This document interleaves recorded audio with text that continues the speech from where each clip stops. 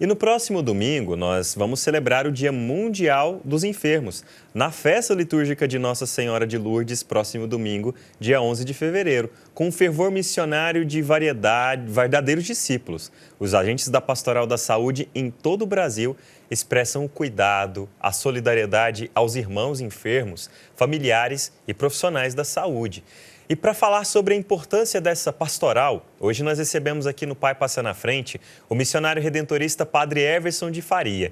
E é uma alegria contar hoje com a participação do Padre Everson, que durante muito tempo também e até hoje colabora com a Pastoral da Saúde. Padre Everson, boa tarde, seja bem-vindo ao Pai Passa na Frente. Boa tarde, me desculpe de eu chamá-lo só Alexandre, porque eu fui pároco lá em Nossa Senhora de Lourdes e o Alexandre era seminarista. Mas ele me ajudava muito, ele era o encarregado da catequese, então eu não esqueço nenhum momento. Mas, queridos telespectadores, eu vou começar um pouco diferente. Pelo seguinte, no bloco anterior, o padre Alexandre estava falando sobre a alegria. Aí eu fiquei pensando, Jesus, ele é o homem das dores. Quando contemplamos um crucifixo, o que nós contemplamos? As dores imensas e as dores impostas de uma maneira injusta àquele inocente. Portanto, ele tinha tudo, humanamente falando, para ser um revoltado, não aceitar a própria morte. Embora ele como Deus, ele teve aquela morte linda no sentido de entrega, porque a última palavra de Jesus foi: Pai, em tuas mãos entrego o meu espírito. Mas antes ele disse, tudo está consumado. Ele viveu a missão dele aqui na terra. Depois nós vamos voltar um pouquinho. Mas porque me chamou muita atenção aquela dimensão da alegria. Jesus, numa das pregações, ele chama a atenção. Eu lhes digo essas coisas para que a minha alegria esteja em vocês e a alegria de vocês seja completa. Então, é impossível nós pensarmos num cristão que não seja alegre. Quem não é alegre não é seguidor de Jesus Cristo. O Papa Francisco fala muito disso, padre. Justamente. O cristão, ele não pode ser alguém que tem cara de quem acabou de chupar um limão azedo. Não, pelo amor de Deus. Independente da dor, assim como Jesus, a gente tem que estar alegre, feliz. E aí que eu fiquei pensando, que impressionante a atitude de Jesus quando, depois da morte, depois da ressurreição, os discípulos se reuniam, estavam tristes, acabrunhados, mesmo quando os discípulos de Emaús falaram, nós esperávamos, estavam sentindo derrotados. Nas aparições, todas as aparições, Jesus disse, a paz esteja com vocês, a minha paz eu lhes dou, porque outro nome da alegria é a paz interior, né? É a paz interior. Mas, queridos irmãos, dia do enfermo, dia 11, não foi por acaso que em 1951, o padre Vilela, que eu tive a graça, depois que ele saiu daqui, ele foi para Tietê, era professor de teologia, ele foi meu professor de teologia. O padre Vilela, no dia 11 de fevereiro, já em 1951, foi antes de ser decretado o Dia Mundial do Enfermo, ele fundou a Vila Cotolengo. Você sabe a história da fundação da vila? Um pouco. Mas eu vou contar rapidamente. Aonde hoje é o mercado aqui em Trindade, era um asilo. E os grandes, né, da sociedade se reuniram e resolveram que Trindade estava precisando de um supermercado. Mas onde fazer?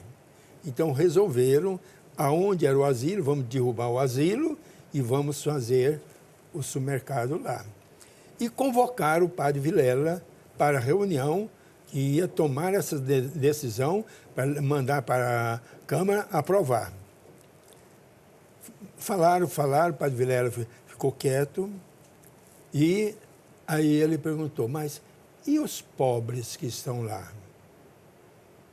A resposta que foi lhe dada foi essa, o senhor cuida deles, para nós não nos interessa.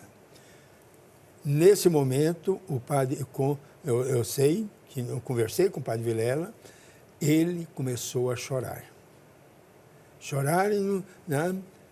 E o que será feito dos pobres que moram lá? E não existia a Arquidiocese de Goiânia, era a Arquidiocese de Goiás. O padre Vilela imediatamente foi lá à Arquidiocese conversar com o arcebispo, o Dom Emanuel, e contou a situação para ele. Falou, Dom Emanuel, qual é a resposta que nós, como igreja, podemos dar? Aí o Dom Emanuel, calmo, tranquilo, né? Falou, olha, ao lado de Trindade, porque aqui não tinha nada aqui, ao lado de Trindade, a Arquidiocese tem uma fazendinha lá. Tem a sede, você pode pegar então esses pobres e levar e fazer uma Vila Vicentina lá. Por isso tem o nome de vila. Uhum. E assim aconteceu, que a primeira sede ainda existe lá na vila, chamado Casa Amarela, que nunca, né, inclusive nos 12 anos que eu dirigi a vila, nós nunca tivemos coragem de mudar a cor. É Casa Amarela. Mas impressionante é isso, o cuidado com os doentes. Vamos falar muitas vezes do doente velho, mas não nos esqueçamos que também os deficientes, né, são excluídos da sociedade, sofrem muito, muito. E agora, quando um deficiente é bem tratado, volta aquele começo da alegria. É impressionante. Na vila a gente nota isso, né, padre? Olha, quando eu fui nomeado em 2002 para presidente da vila, eu falei, meu Deus, o que eu vou fazer lá? Eu não conhecia, não sabia o que eu vou fazer. Aí eu falei, eu vou tratar a todos com respeito. Não vou olhar a deficiência, vou olhar a pessoa humana. E eu criei laços de amizade e da risada. Como os internos da Vila São Cotolengo são felizes. É a presença divina que os torna felizes. E tem um exemplo de lá, o Pereira, eu que o acolhi, e a deficiência dele é mental. Ele, até hoje, ele está lá na vila ainda, ele não fala, mas quando eu o acolhi, veio o laudo que ele tinha uma deficiência muito grande e que, além da deficiência física, não falar, né, mas anda, que ele era muito agressivo. E ele só se acalmava vendo sangue. Então, o rosto dele é todo cheio de cicatriz. Porque quando ele estava agitado, ele batia a cabeça em qualquer, num armário, na parede, uma coisa, até sair sangue. Aí ele sujava a mão de sangue, aí ele se acalmava. Só que ele não era violento só com ele, quando eu acolhi. Quando eu acolhi, nós tínhamos que colocar uma pessoa 24 horas ao lado dele. E acolhemos. Eu, sempre que eu ia lá, eu ia todos os dias, eu tentava brigar com ele, eu levei mais de uma vez um soco dele. Ele me dava um murro que doía aqui na minha barriga, porque ele é baixo. Mas foi sendo tratado com amor, sempre com amor, de tal maneira que, depois de uns anos, 2, 3 anos, quando eu chegava para celebrar a missa, que eu celebrava todos os domingos, ele já sabia onde que eu deixava o carro, ele estava lá me esperando. aonde eu deixava o carro.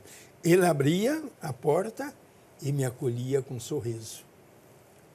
E até hoje, quando eu chego lá na Vila São Catarina, vou cumprimentá-lo, ele não corre mais, não vai, ele sorri. Quer dizer, a alegria da fé com que ele é tratado. Porque foi tratado não como um doente, mas como uma pessoa humana. Uma pessoa humana. Bacana. Só para o devoto saber, o senhor foi presidente da Vila em 2 oportunidades, isso? Eu fui presidente e depois, numa situação de crise, então eu tive que administrar a vila. Né? Mas, gente, vamos agora voltar para Lourdes. Ou melhor, vamos voltar para Nossa Senhora. Como nosso tempo é pouco, vou resumir. É impressionante como Nossa Senhora, na vida de Jesus, ela é presente em todos os momentos. É no momento da encarnação do Verbo. Nós, muitas vezes, ao rezarmos o primeiro mistério gozoso, o anúncio do anjo. Tudo bem.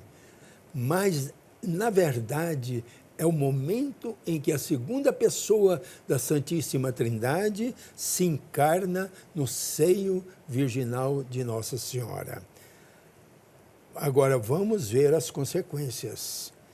Ela ser uma mãe sem marido, ser então considerada uma prostituta, mas ela assume, eis aqui a serva do Senhor. E aí também vemos a grandeza de São José, quando ele orientado para que aquilo que estava acontecendo era divino, ele não teve dúvida de, assim como Nossa Senhora abraçou a vontade de Deus, São José também abraçou.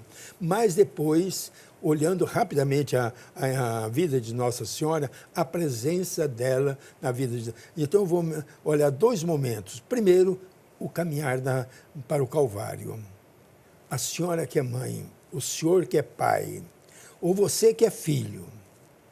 Vamos imaginar agora a troca de olhares de Nossa Senhora, a mãe, de Jesus, o Filho. O Filho todo sujo, cheio de sangue, cheio de hematomas, porque tinha levado uma surra. A mãe, na impotência de fazer qualquer coisa para o filho. Imagine a dor. Naquele momento, a profecia de Simeão estava acontecendo. Uma espada de dor traspassará a sua alma.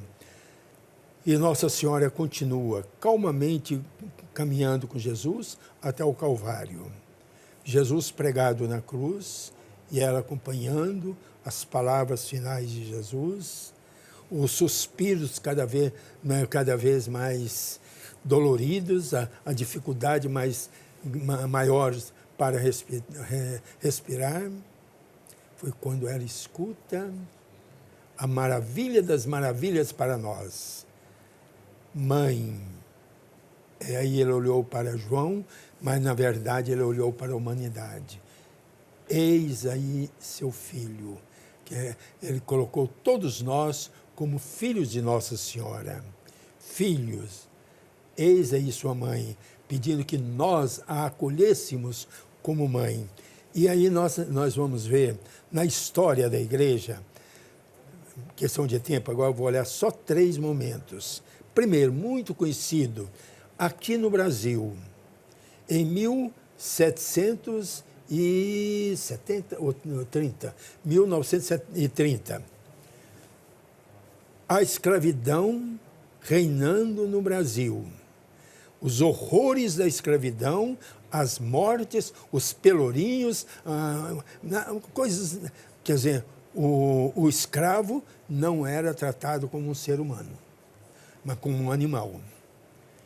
Nossa Senhora vem ao encontro do povo brasileiro, mas de que jeito? Vem numa imagem preta, suja, quebrada. Mas os pescadores tiveram a delicadeza de, a hora que pegou primeiro o corpo, depois pegou a imagem, eles já, tem alguma coisa especial aqui, e colocaram a cabeça no corpo quebrado, deu certinho. Falou, aí um deles levou para casa. E lá eles começaram a rezar o terço. Qual foi o primeiro milagre de Nossa Senhora depois das velas? Você sabe qual foi? O senhor fala de Nossa Senhora Aparecida? De Nossa Senhora Aparecida. Padre, não me recordo.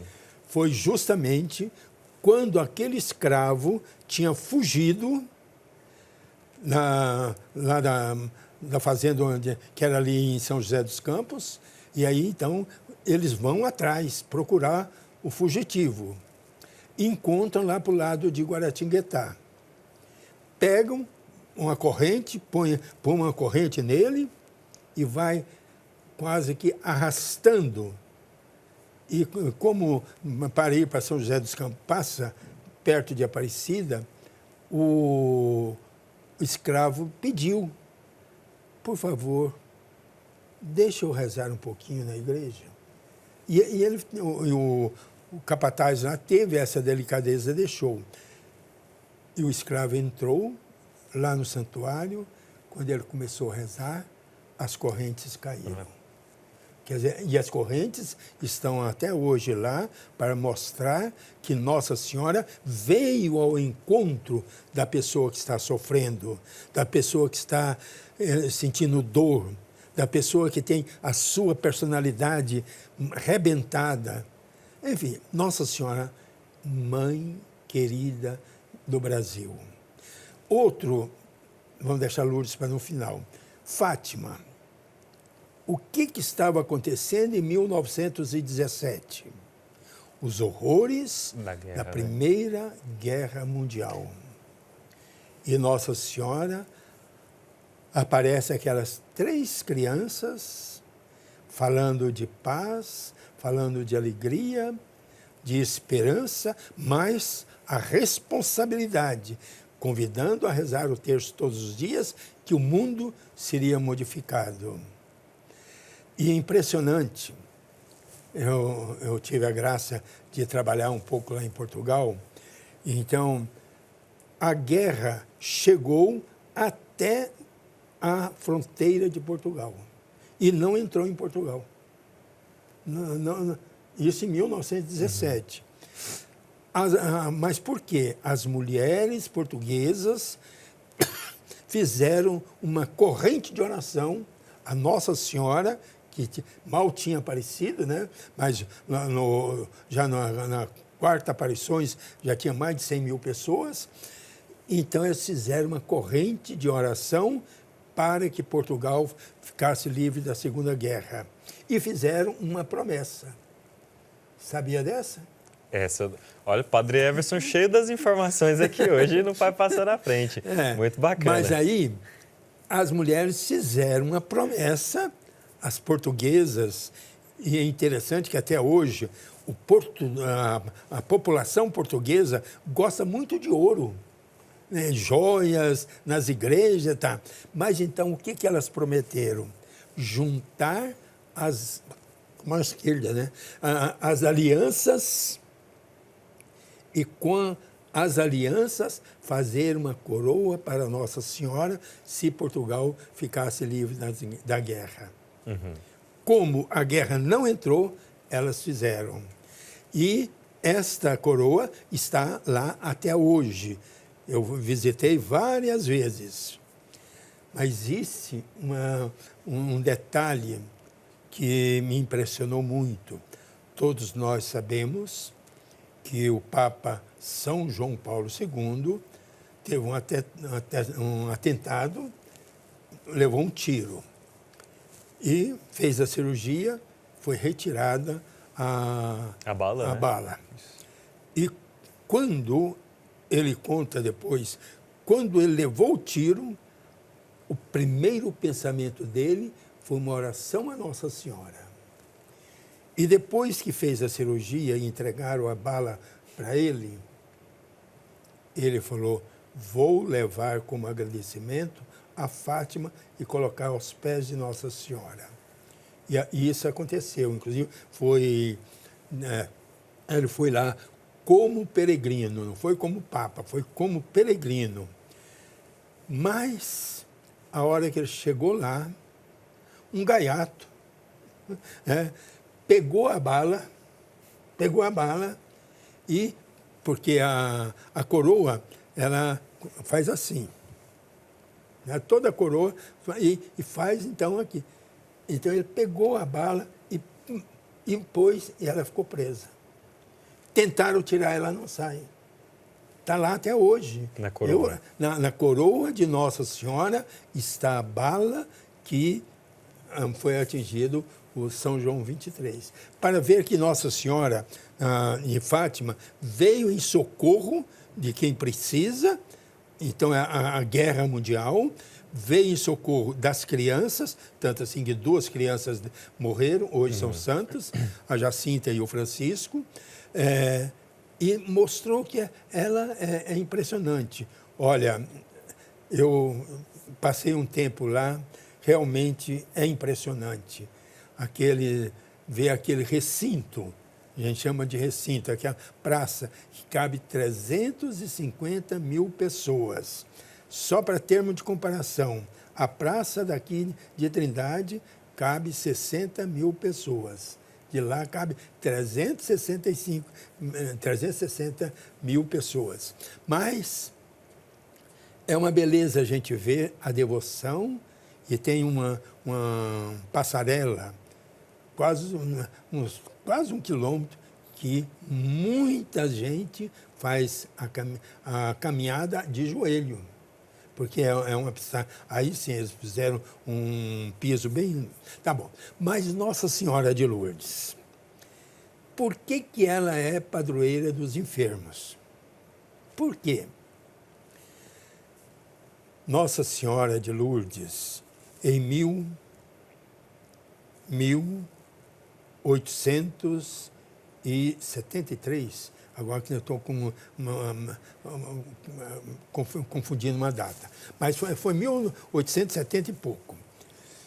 Foi logo depois, não, foi logo antes da proclamação do dogma da Imaculada. Isso mesmo. Logo antes, foi uma questão de anos. Aonde que ela vai? Lá em Lourdes, que era um lugarejo pequenininho, ela escolhe quem? Uma menina doente, mas uma doença que estava espalhando, era uma pandemia, como nós tivemos agora, né? Que infelizmente, a pandemia do Covid está voltando. Inclusive, tem várias cidades de Goiás, inclusive a minha cidade natal, cancelou o carnaval. São Francisco não vai ter carnaval para não ter... Mas Nossa Senhora escolhe uma doente, pobre, sem poder econômico, ela escolhe para ser a mensageira de paz, de vida, de esperança. Tanto assim, quando Bernadette pergunta para Nossa Senhora, como é o seu nome? Nossa Senhora responde, eu sou a Imaculada. Que beleza! E a partir daí, lá em Lourdes, no lugar da aparição, tem uma pequena caverna, está lá até hoje, eu tive a graça de visitar, e tem uma fonte. Nasce uma água lá. Logo, as pessoas começaram a encher as garrafinhas e pedir as bênçãos, e logo se espalhou que a água de Fátima tinha uma força muito grande. De tal maneira, infelizmente, eu fui lá, foi na época do inverno, então não tinha muito romeiro, poucos, mas eu já vi várias vezes, já assisti na televisão, eu vi lá o lugar reservado para os enfermos.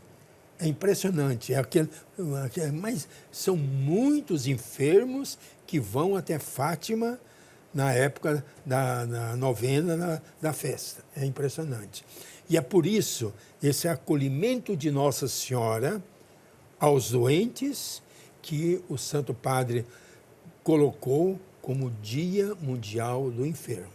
É muito bonito, padre, a história de Nossa Senhora de Lourdes, a ponto que aquela moça que teve as visões também se tornou santa, né? Santa Bernadette é canonizada, é isso? Foi canonizada. Aliás, as duas crianças de Portugal, o Francisco e a Jacinta, ambas já foram canonizadas. Ambas já foram canonizadas. E a irmã Lúcia morreu já não faz muito tempo, e eu tenho certeza que ela será canonizada. Assim eu rogo a Deus. Amém. Padre, e aí quando o Papa Francisco institui esse Dia Mundial dos Enfermos, logo no dia de Nossa Senhora de Lourdes, qual que é o objetivo? Tentar mostrar para as pessoas que uma doença não nos tira a capacidade de viver, não nos tira a nossa humanidade, é isso? E eu acho que também isso é importante, sem dúvida, mas outra dimensão que o Papa está pedindo para nós olharmos o doente. Com que olhar? É um descartável que está pronto para ir embora, ou olhar com amor.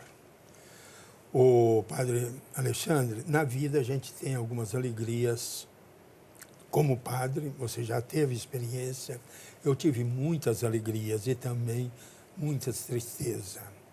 E uma tristeza, mas que dói no meu coração, sempre que eu lembro, me dói no coração. Eu era pároco lá na Nossa Senhora de Lourdes. E a gente, lá você viu que a gente conhecia todo mundo, era conhecido. Uma paróquia muito fraterna. Era uma paróquia muito fraterna mesmo. E alguém lá, que eu não me lembro agora o nome, né? Eu faço questão de esquecer, ficou doente. A mãe de uma pessoa que estava muito presente lá na igreja. Aí eu conversei com essa pessoa, que eu também me esqueci o nome, porque a minha tristeza foi tão grande que deu um branco em mim. Falou, olha, eu queria tanto fazer uma visita para sua mãe, que ela era sempre de igreja, mas agora ela estava muito doente. Tá? Não, padre, por favor, não vai não, porque senão minha mãe vai levar um susto e pode morrer. Aí eu fiquei pensando, será que nós, padres, somos os emissários da morte para dizer que ela está chegando? Essa é a minha missão? Essa é a minha missão? Não é, não é. E aí vem uma alegria, totalmente contrário dessa pessoa. Lá na Matriz de Campinas, quando 1995, quando eu cheguei lá, depois da novena, eu fazia questão de dar a bênção individual para cada pessoa que quisesse lá na frente. E um dia, uma senhora, eu dando a bênção, ela pediu, padre, meu marido está lá no Hospital São Jorge, que não existe mais, não sei qual, mas lá perto do Corpo de Bombeiros. E está na UTI, ele está muito mal, o senhor não podia ir lá? Eu falei, posso, vamos lá hoje ainda. Eu falei, depois da novena, eu tenho tempo, e eu fui. Cheguei lá,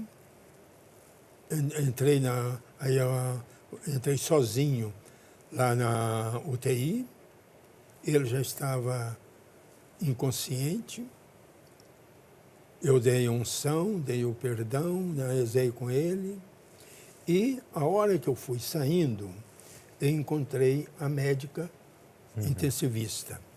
Eu perguntei, doutora, a família está lá fora. E sempre que um padre entra na UTI, eles pedem notícia. Que notícia que eu dou para eles? O que eu vou dizer para eles? O padre, infelizmente, é um doente terminal. Eu falei, e agora o quê? O que eu vou falar? Cheguei lá fora, estava lá a esposa que tinha me levado, estava a filha, tinha uns 5 ou 6 parentes. Eu falei, gente, eu acho que nesse momento não vamos desesperar. Ele recebeu os sacramentos, vamos unir em oração por ele. E fui embora. E esqueci. Umas 3 semanas depois, eu estou lá dando a bênção na novena, quando eu vejo a esposa daquele homem que eu fui atender na UTI. E que a médica falou que ele era terminal. A minha sorte, porque o primeiro pensamento que eu ia perguntar, que dia que ele morreu? A minha sorte, que eu falei, e seu marido? Perguntei, e seu marido? Ela falou, está aqui, padre, veio agradecer a Nossa Senhora. Olha que bênção. Então, Meu Deus. Né, é a força da oração. Eu acho que, ao instituir o Dia Mundial do Enfermo, o Papa está chamando a nossa atenção que nós devemos ter uma atitude sempre de esperança, se for da vontade de Deus, que esse doente se recupere, ou se realize o projeto de Deus. Porque, queridos amigos e amigas, feliz quem tem fé, feliz quem tem esperança, feliz que tem uma certeza. Todos nós nascemos, vamos vivendo, chega o momento que acabou o nosso tempo. Mas nós chamamos morte como fim da vida. Não é verdade. Acabou o tempo da vida e começou a vida definitiva. Então, a unção a pastoral dos enfermos é para levar as pessoas a ter a alegria, volta à alegria, mesmo na hora difícil, sabendo da experiência. Padre Everson, muito bacana a sua partilha de hoje. Mais do que partilha, né? Veio trazer um pouco da sua experiência de vida. Muitas informações, uma experiência de fé e, ao mesmo tempo, de profundidade sobre a pastoral da saúde muito bonita. Deixa eu contar só 2 coisas. Posso? Você falou que eu podia falar. Gente, eu posso até mandar para você. Eu recebi esses dias de alguém, que eu não me lembro agora, uma mensagem que manda, que é uma fala de um médico. Não sei se você deve ter recebido também. O médico tem 53 anos de medicina. Ele é cardiologista. E ele estava falando sobre a força da oração como remédio para os doentes. E pediu. Eu, como médico, posso atestar a vocês que muitos doentes se curam porque têm fé e rezam. Essa é a verdadeira pastoral. A última, lá na minha comunidade, eu tenho uma comunidade que eu participo, São Clemente, nós temos uma pastoral muito específica, muito bonita, que é a pastoral do terço. É um grupo que fazem terço, nós já fizemos mais de 25 mil terços. A gente distribui, mas nós não estamos distribuindo terço, nós estamos levando as pessoas a rezar, convidando a rezar o terço todos os dias, porque, aliás, foi o grande pedido de Santo Afonso. No final do seu livro, A Oração, ele coloca que um dos meios para nós alcançarmos a eternidade feliz é rezar o terço toda a vida, todos os dias. Portanto, pastoral da saúde é rezar o terço todos os dias. Mas aí estão o Natal. Alguém teve gente, vamos fazer um Natal diferente? Vamos arrumar uns brinquedos e levar no hospital? E levaram no Hospital da Criança.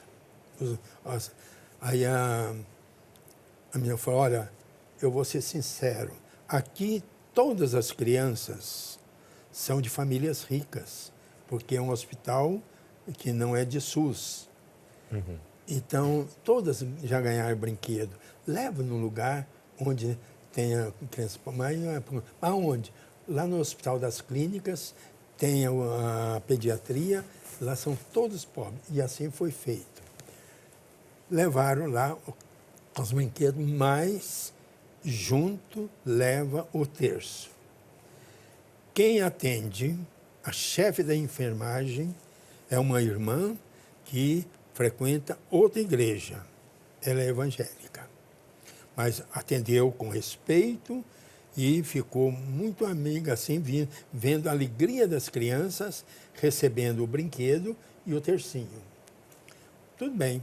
Passados uns dias, essa chefe de enfermagem, que é evangélica, liga para a nossa coordenadora: vocês não podiam trazer mais terços aqui? Porque chegam crianças novas e elas ficam com uma inveja da alegria das crianças que têm o seu tercinho. Das que não receberam. E que não receberam. Uhum. Então, nós fizemos agora o propósito de tempos em tempos, a gente tem que ir lá para dar... Para levar o terço. Gente, olha, a pastoral da saúde, na verdade, eu vou terminar com o pensamento que o padre Alexandre começou, da alegria. Tem que ser o pensamento da alegria, da esperança, da certeza da vida eterna, da transitoriedade da nossa vida neste mundo, mesmo quando o momento é de tempestade. Mesmo quando os discípulos estão atravessando o lago, vem a tempestade. Calma, gente, calma, sou eu, não tenham medo. Eu acho que a pastoral da saúde é levar essa calma. Deus está com você. Deus está com você. E a vontade de Deus é que você seja feliz agora e na eternidade. Amém, Padre Everson. Muito obrigado pela sua partilha na tarde de hoje. Fica o convite para o senhor voltar futuramente e conversar mais uma vez com a gente. Marcando, virei com alegria. Com certeza.